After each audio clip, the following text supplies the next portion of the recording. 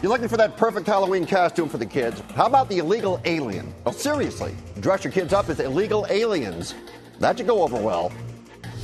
Couple wants to get married. They happen to be interracial. So the minister says, sorry, not marrying you.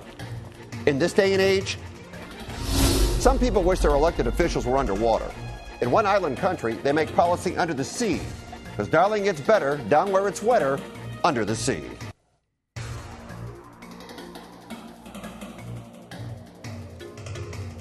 As you know, people were held emotionally hostage by the sight of what looked like a flying saucer. The audience was led to believe there was a 6-year-old boy helplessly trapped as the saucer sped along 10,000 feet above the earth.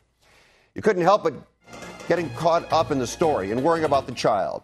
How would you feel if you were one of the parents? How would you feel if you were his parents? Well, you'd feel pretty good because it was a hoax concocted by people craving the spotlight. Now they've got it, and they're going to get it. Frustrated actor Richard Henney and his wife set the whole thing up. They want to be stars. It appeared on 2 episodes of Wife Swap. They were trying to develop a reality show of their own. They used their own son as a pawn. What kind of parents would do that to their child? Charges are expected to be filed. Our contributors tonight, Emmy Award-winning journalist David Reese and the editor of WitnessLA.com, Celeste Fremon. And Celeste, I'll start with you. Everything I read today said the culprit is television for putting this on.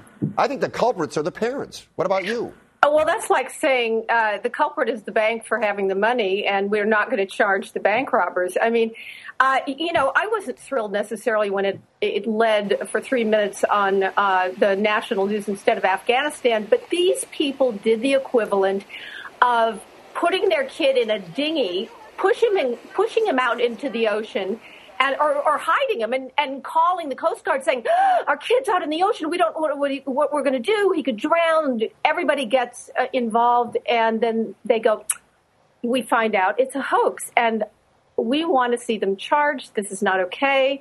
We do not get to use public resources this way. So, yeah, it's the parents' fault. The parents, that's it. And I'm sorry that this very lovely little boy was used as a pawn. David? Well, I completely agree with Celeste. And, what's more is blaming television for covering this is ridiculous when you consider the fact that the very interest in this story means that television was doing its job. I mean, if we weren't talking about this 4 days later, then it wouldn't be a story. But it is a story. And I'm sorry, any parent out there, I'm not a parent, but I can tell you I know a lot of parents who were absolutely glued to the television watching this. As for who's to blame for this, it's no question. It's the parents. They should have their kids taken away. And you know what they really ought to do? They ought to be forced to pay the, $2 million? I heard that number. Absolutely. $2 million. They should pay that.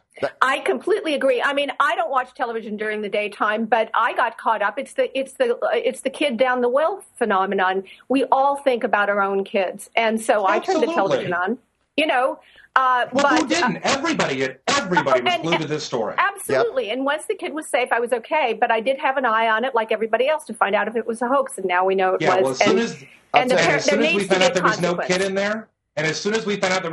there, we're all like, hoax, it's a hoax. And sure enough. We were sitting in a restaurant, and we were having lunch. And we looked up, the TV was on, and we saw this. And we could not stop watching it. The first thing my wife said to me is, oh, my God. That poor child. Do you think the child's alive? The child's at 10,000 feet. Sure. Is the child trembling and crying? And when you found out that it was a hoax, it was not only wrong, it used public resources, they used their kid as a pawn, but on top of it, they held everybody that got caught up with them hostage. And I resent that. Absolutely do. We are not you know what should have been, in retrospect, what should have been our first clue was when it came out that their first call was not to 911. Yep. It was to a television station. Yeah, no, I think we're all furious. This cuts across all boundaries. We are all furious, and we want to see them held accountable. All right, let's move on here. Okay, it made headlines last week, but now not a word. Frank and Jamie McCourt, the owners of the Dodgers, are getting divorced. We know divorce happens every day, but in this situation, it really does affect the city. Both of them want to hold on to the team. That's a problem. Here's what radio talk show host Petros Papadakis told me on The Challenge. When you're in charge of a franchise like the Dodgers or the Yankees or the Cowboys, I mean, that's the level of it. And you sit there and do this selfish stuff right in the middle of the playoffs. But when you run the Dodgers and everybody's looking to you for stability, you can't do something like that to the people of the city. Selfish, embarrassing, classless. Bush League move by the McCourts in this situation. Right now, the Dodgers are playing in Philadelphia. They lead 4-3 in Game 4 of their series in the 7th inning. Should the McCourts have any obligations here other than to themselves, David? Well, no. I mean, it's their team. They can do what they want. I mean, it's privately held. Yes, it's an institution in L.A., but, you know, I really have to say I'm really disappointed in them. The timing of this couldn't have been worse. I mean, imagine you're a player or a coach or anybody involved in the organization, and you're about to embark on the playoffs, and what steals the headlines and is on the front of mind of every one of your players? What's going to happen to our team? I mean, come on. This has apparently been coming for some time. They've been seating separately at games and so forth. So, I mean, it sounds like it was an open secret. I just think it's really unfortunate that they allowed their marital troubles to sort of eclipse the big accomplishment of their team. Do they have any obligation to us? No, it's their team.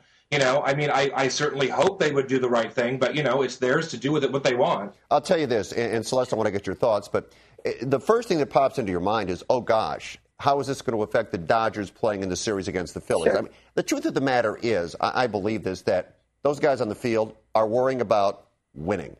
Those guys on the field are focused on baseball. Now, when the season is over, I think it will have a great effect on everybody. Ned Colletti, the general manager, isn't signed. Who's going to sign him? How much money are you going to give him if no one is in charge? Go ahead, Celeste.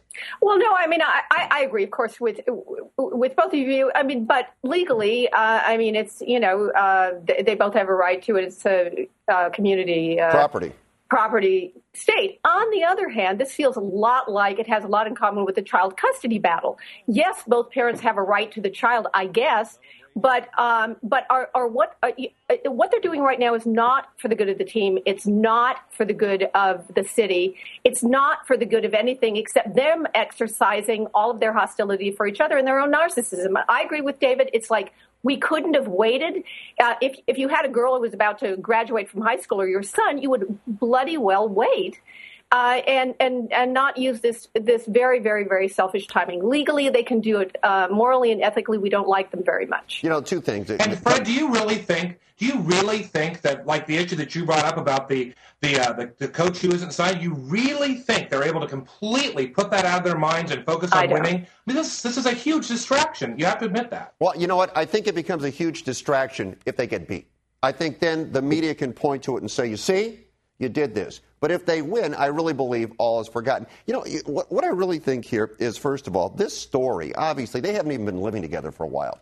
So one of two things happened. Either A, it was going to leak, got out. Right. B, somebody got mad at the other person and decided, that's it. Now I'm betting on B. Yeah. I wonder if it was Philadelphia that had anything to do with it being leaked right now. The timing of it just stinks to high hell. Right. It does. All right, let's move on.